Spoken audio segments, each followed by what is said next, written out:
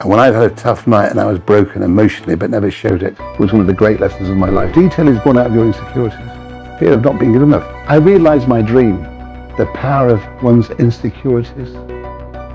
If you can control them and don't allow them to take hold of you, just allow them to fuel you and to drive you.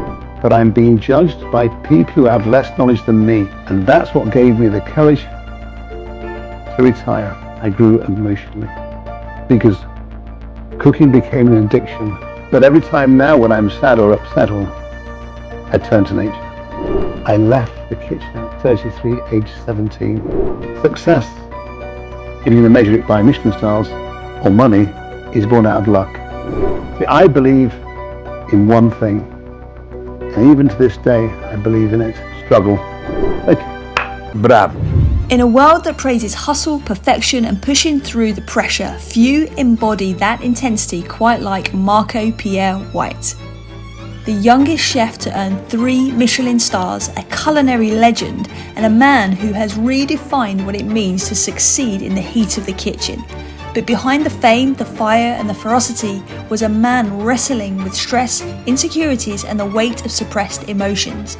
And today, thanks to our sponsor, Meals on Me, who are keeping our audience well with their flavourful, fulfilling, fuss-free meal delivery service, we go beyond Marco Chef White's to explore burnout, breaking points, and the bold decision to walk away. This is Marco-Pierre White, real, raw, and reflective. First of all, Marco, thank you so much for being here. Thank you for having me. I'm very Can I say something? Please. I always feel flattered when people have me. And like coming to Dubai, I regard it as a privilege. I don't come that often, maybe 2-3 times a year, but I'm always looked after like you not believe. And even arriving today in the Taj Hotel, they're all so kind and so respectful.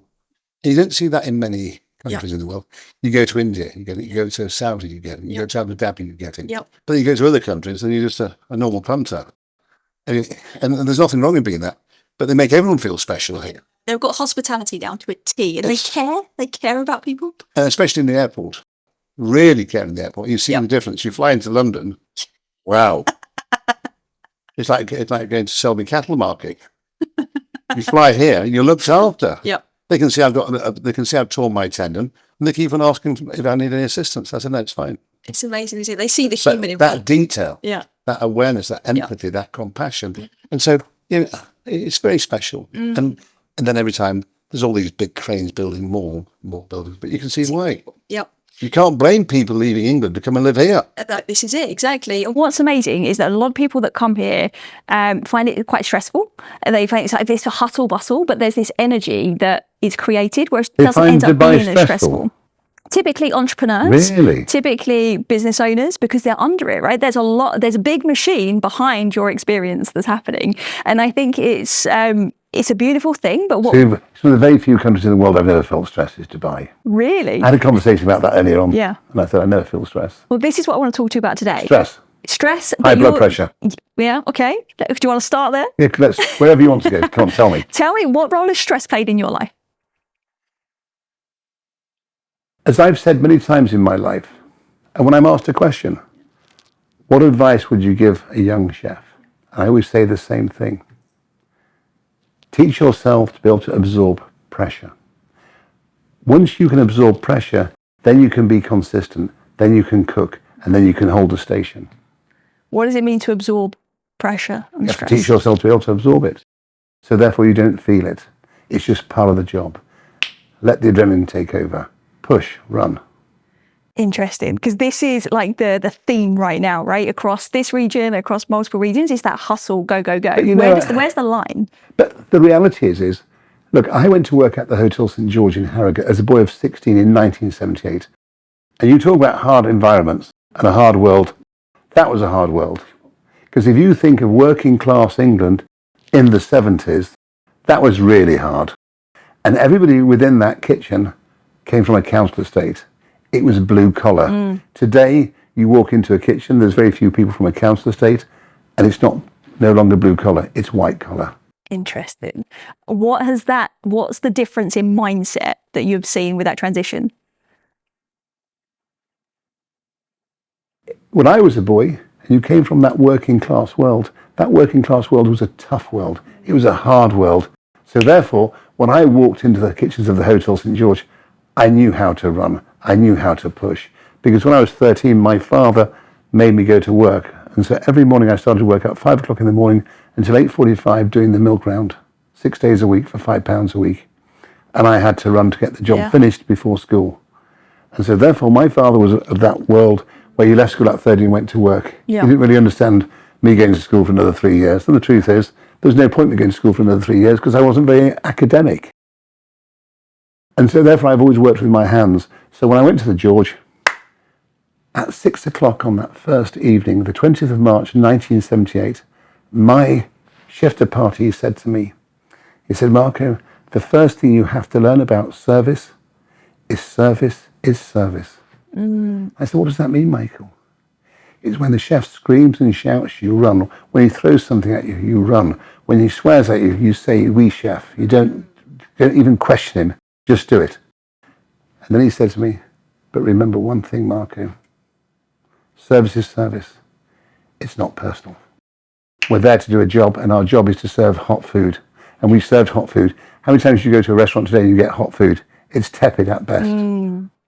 That's so interesting. So I don't know if you were probably aware, there's a clip online that's got almost 8 million views of you saying, responding to being asked a question by Piers Morgan about making Gordon Ramsay cry. My reputation is a product of exaggeration and ignorance.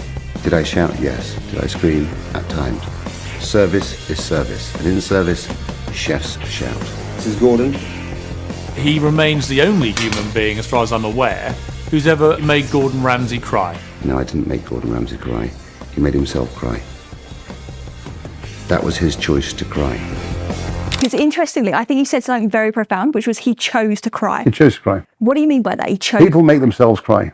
Tell me why. So, for example, when I was a young man, every young chef cries. You're given one of two choices. You do it in the kitchen, or you do it on your way home. And when I'd had a tough night and I was broken emotionally but never showed it, I'd walk home.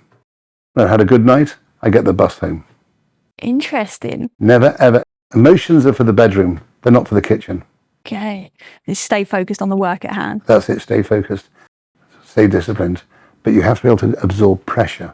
Once you can absorb pressure, you can stay focused and you can stay disciplined. And then you can deliver consistency. And the world we live in the world of gastronomy, in my opinion, is about consistency, not inconsistency. And I think we've got so used to this quick fix mentality now, and younger generations coming up maybe don't have that work ethic that you've described, that you've had exposure to. But there's also a lot of pressure that they are struggling to absorb or to increase their capacity to be able to deal with. Well, the problem, see, when my chef swore at me, I just said, yes, chef. Today, that individual will go to the lawyer's office. Yes. Yep. And bring a tribunal. Yep. You know something? I never took it personally. Michael, true love, said to me, service is service, it's not personal. And it really was one of the great lessons of my life. And I was taught that at 6 o'clock on my first day at work. And I was taught to run, never look at my watch, never look at the clock, just do the job. So if I was expected to work 14, 15, 16, 18 hours a day, sometimes longer, I did it. If I had to work 10 days on the trot, 15 days on the trot, over 30 days on the trot, age 16, I did it. I never questioned it. It sounds like you have this magnificent skill of being able to remain present and focus. Where has that come from? Detail. Remember, detail is born out of your insecurities. The people, if you think of the people who are most detailed in your life, they're the ones who are the most insecure as a child. They watch things, they observe things, they see things, they're very aware of them, the space around them. Yeah. I've heard you talk about your insecurities before and a fear of failure. The greatest fuel. This is what I wanted to ask you. That fear of failure, that fear of not being good enough, that fear of not being accepted, that fear of being sacked and having to go home to my dad and tell him I wasn't good enough, fueled me and drove me. I've heard you say that being able to channel that into actually making the world a better place is really important to you. Just drive yourself. Because, you know, I always say, and I say it to my young boys today, you think you're fast, I say it to my daughter, you think you're fast, you're not fast enough. You think you're good, you're not good enough. You think you're clever, you're not clever enough. as I advise every young person in this world, because the world that I came from, and I don't know if I said it earlier, the world that I came from,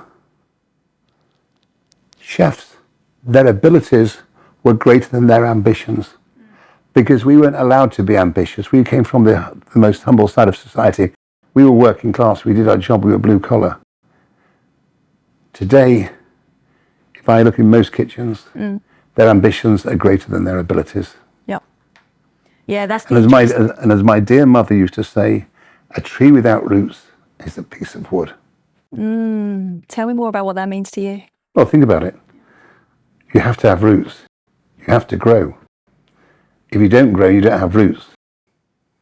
And we're forever growing, right? Well, but we have to grow emotionally, spiritually. Yep.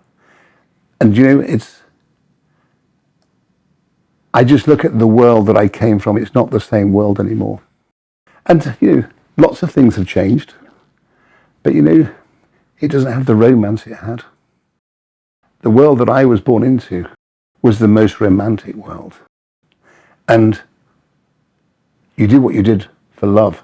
And I saw, remember, the world that I came from, I entered the tail end of Escoffier's world. And then I saw the modern world, and I became part of the modern world. And that's the difference. Yeah. Is I saw that change when it was romantic. I saw the golden age of gastronomy. Today, I go to Michelin-starred restaurants around the world, not because I choose to, because I'm taken to them. And yes, I get a master class in technical ability. Yeah. But the food's void of emotion. Where's the emotion? Yeah. When I went to Gavroche as a boy, yes, you know, to eat, they put the plate down in front of you. You could smell the food. You could feel the warmth of the plate and the food on your face. Generosity was your presentation. Because remember, gastronomy is all about indulging. But what chefs have done today, because they can't absorb pressure like they used to, they give you these little set menus with little canopies on a plate, and they call it a set dinner menu. Yeah. Of tepid food. And then the waiter tells you how to eat it. He patronizes you. Interesting. Yeah. He patronizes you. He tells you how it was inspired, how to eat it, and within a minute, he's asking you if you enjoyed it. Yeah. Never ask a customer if they enjoyed it, because all you're doing is showing off your insecurities. And we have to spend our lives suppressing our insecurities and hiding them so they don't control us. They just fuel us. That's fascinating to see. Well, everything I say is fascinating. I find it fascinating for myself. It's the last time I've never said this before. Just leave you as a monologue. I just find myself fascinating, actually. I should just talk to a mirror, really. Well, there's nothing like a bit of self-deprecation, is there? No, but I think you're onto something there. It's like I'm not trying to be onto anything. I'm just giving you insight into my world. And I'm saying is absorb pressure, whatever that world may be, whether it's your world, whether it's been. If you think, look, as I said to Piers Morgan once, I said, your world and my world are not too dissimilar. Do you think the editor said to his journalist, oh, when you've got 5 minutes, you could have the copy for tomorrow's paper in your own time? Yep. No, Kelvin Mackenzie, who was one of the great editors of Fleet Street, yes? Yep. I'm sure he screamed and swore, where's my copy? Because that's the job. And you have to live it. It's that pressure which teaches you. And that's the difference which makes people go to the top or just stay in the middle. Yeah, and it sounds like it's about like really channeling emotion. Because I knew lots of great cooks in my life. Yeah. But they couldn't absorb pressure. And where are they now? They were one-dish wonders. Well, exactly. Yeah. But you know, if I look at some of the boys who came through my school at Harvey's, I'm not saying our methods were conventional. And I would never say that. I would never justify what we did, but they worked. And if you look at all those great cooks who went on to win 2 and 3 stars in Michelin from that little restaurant 40 years ago. Yeah, when you know, if anybody knows about Michelin, it's you. But when Michelin was hard to win stars, today they dish them out like confetti. Yes. You think every time the Michelin guy comes out, you think it's a wedding. So was that? Why are you laughing? It's true, Jason. Was that a contributing factor to you kind of putting down the knives and forks, the red knives and forks and the Michelin stars? I never wanted to. Look, I realised my dream. To be the first British chef to ever win 3 stars in Michelin, to be the youngest chef in the world, to then win 5 red knives and forks 3 years later. Remember, when I was 17 years old, I went to work in a 2-star Michelin. I didn't know it had 2 stars in Michelin. I knew it had 3 stars Egan Runny. But when I went there, it had 2 stars in Michelin. And they used to tell me stories to the owners about the great 3 stars of France. But the one they spoke highly of was a restaurant called La Serre in Paris. 3 stars with 500 knives and forks. And that's when my dream was created, and that's when my dream was made. But you know, it's not just about being a dreamer, it's about being a fantasist. But the reality is, as I used to say to my daughter, do you have a dream, Mirabelle? And she'd say, yes, Daddy. I'd never ask her dream. Interesting. Why is that? If she wants to share it with me, that's her choice. But I used to say to her, if you have a dream, then you have a duty and a responsibility, Mirabelle, to yourself to make that dream come true. Otherwise, what's having the dream? Otherwise, you're just a fantasist. Yep. And I turned my dream into a reality. From the most humble side of society to having a palace with 3 stars in Michelin and 500 knives and forks.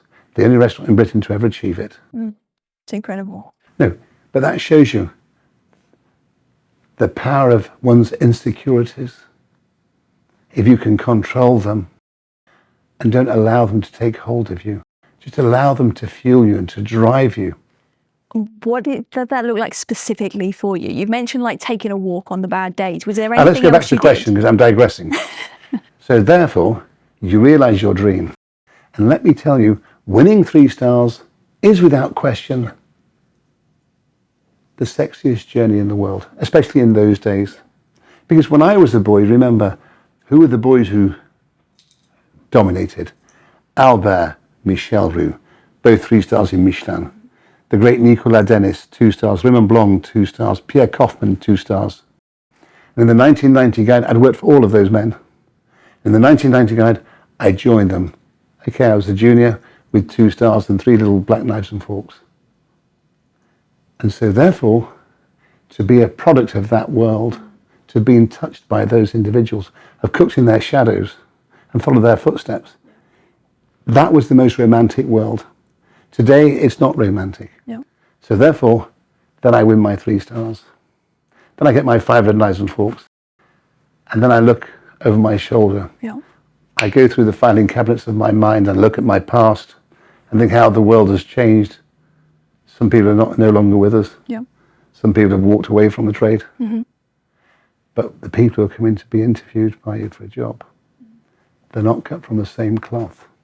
They're asking you what position, how much, how many hours do I work? Yeah.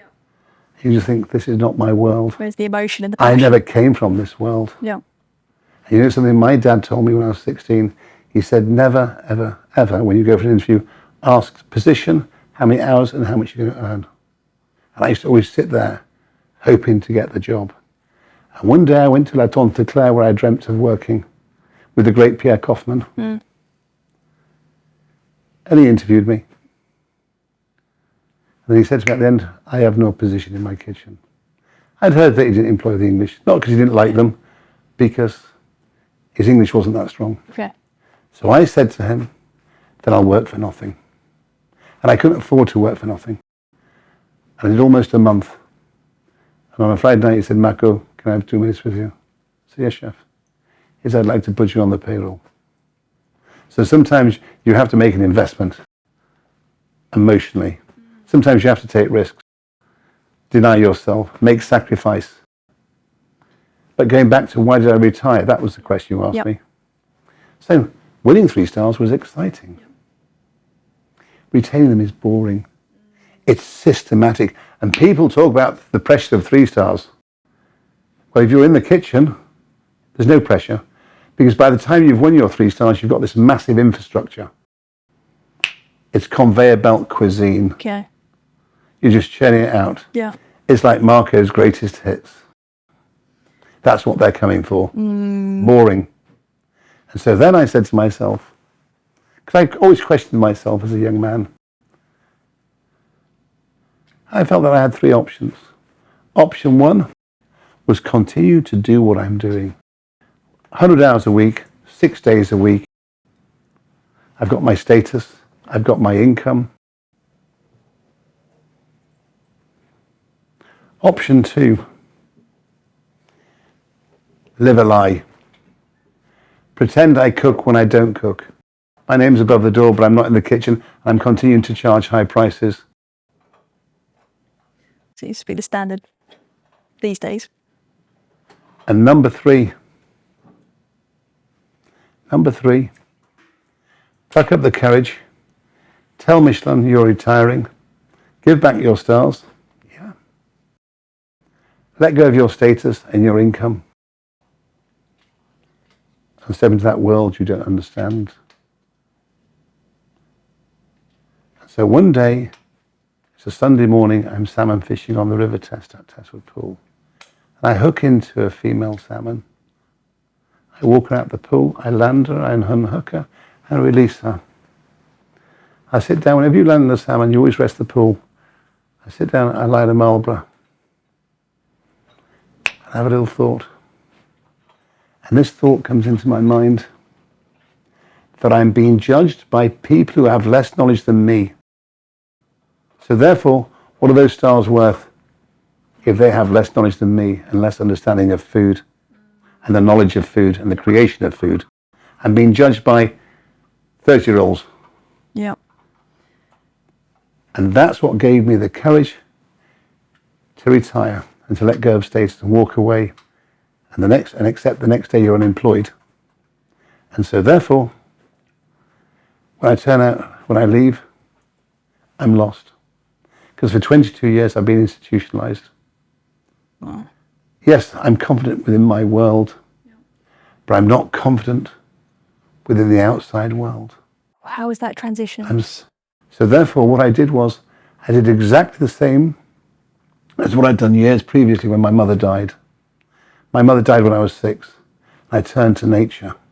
I was fortunate that I lived on the outskirts of Leeds, and I'd cross the road and I'd be on the Harewood estate. Yeah. The grounds were all designed by Capability Brown, and I was wrapped up in nature. That was my playground.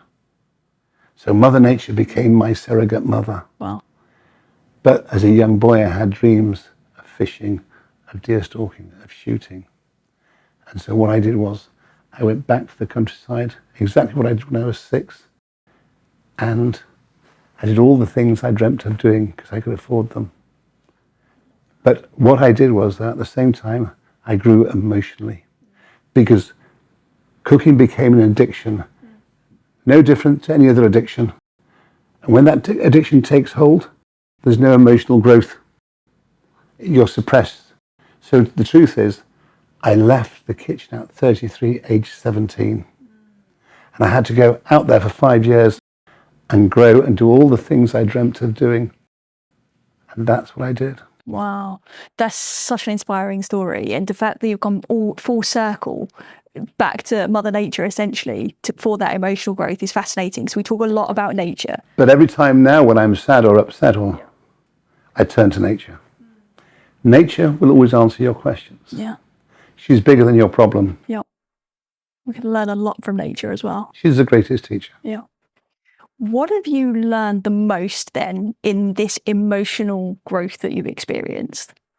Well, firstly, my love for nature. Without that love for nature, without being brought up in a working class world and being sent to the Hotel St. George in Harrogate, I would never have won 3 stars in Michelin.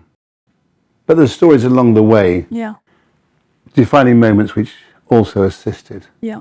Because let's not forget, success, if you're going to measure it by Michelin stars or money, is born out of luck. Luck is being given the opportunity. It's awareness of mind that takes advantage of that opportunity. And sometimes we don't have the courage to take advantage of that opportunity. It's like when you made that decision all those years ago to move to Dubai, there must have been moments where it was quite scary. Yeah. You must have thought, have I made the right decision or am I making the right decision? You must question yourself. But sometimes it takes that bit of courage, which makes, knocks you down to life, and you pick yourself up and you dust yourself down and you push on. What was the question you asked me? I forgot. No, in hindsight, no, this is kind of answering my question. In hindsight now, do you think that suppressing that emotional side of yourself was particularly fulfilling in the grand scheme of your life? What you're suppressing are the emotions of insecurity. And they're driving you and fueling you. And what's interesting about emotions, they're like toys. You have to put them in the box. And sometimes they escape. And that's when we behave badly or inconsistently. When that happens, we have to put them back in the box and sit on the lid to control them. And would you do anything differently if you would go back in time now when it comes to emotional well-being? Well, you'd have to be a fool to think like that. The answer is, of course you would, but you don't think about it. Of course, yeah. The reality is we are a product of all our mistakes and a product of all the correct decisions in life. That's who we are. Yeah. So the question is, are we at one with ourselves? Have we found one with ourselves? See, I believe in one thing, and even to this day, I believe in it. What is it? Struggle. Interesting. Tell me more. Without struggle, what is there? Yeah, boredom. Without struggle, where's the appreciation for life? Without struggle, where's the creation, the imagination gone? So therefore, I have little in my life. I don't want anything. What's next for you? Because in this chapter, like, it sounds like you're very content. What's happening now? I just go to work. I work 7 days a week. I like working. But I do different things. I like teaching. Yeah. Like today, if one person who's watching this, it makes them think about their life and maybe makes them make a decision which can be life-changing, then we've done our job, Exactly. the two of us. And stories are, without question, the most important. One of my little Marco-isms, and there's lots of them, but one of them is, a story is way more important than a recipe. A recipe can confuse you, but a story can inspire you. And if I think of all the people who inspired me, they all had one thing in common. They were storytellers. Stories make you dream. Yeah. And life without a story is like life without calories. It's not worth living. I love that. What? Well, both the calories, Yeah, of course. important for living, right? But just the sheer value in somebody's story, which is one of the reasons why we're so honoured to have you here today, is because it does exactly that. It moves people into action, but it moves people into inspired action, but awareness of those actions most of the time. It's simple in life. Be brave. You have to be brave in life. Yeah. The only people who discover love are the brave. But I do have another question. But the giving back piece is important to you, like you said at the beginning. I think like if by sharing your story and by having the ability to, metaphorically speaking, slice yourself open and show yourself off, is what draws people in. Exactly. Most people are so well rehearsed at what they do, and they're void of emotion. Like, I watch the TV. I'm sure you watch the BBC News, and you see all these politicians. Where's the conviction? In majority of them, there's none. There's ones who have conviction. But if you go back 50 years ago, how many politicians had conviction then? A lot more. Yeah. Yeah. It's almost, if it's now a career. So do you feel like your sense of kind of giving back is really through the story and the example that you're sharing now? I think firstly, cooking is a philosophy.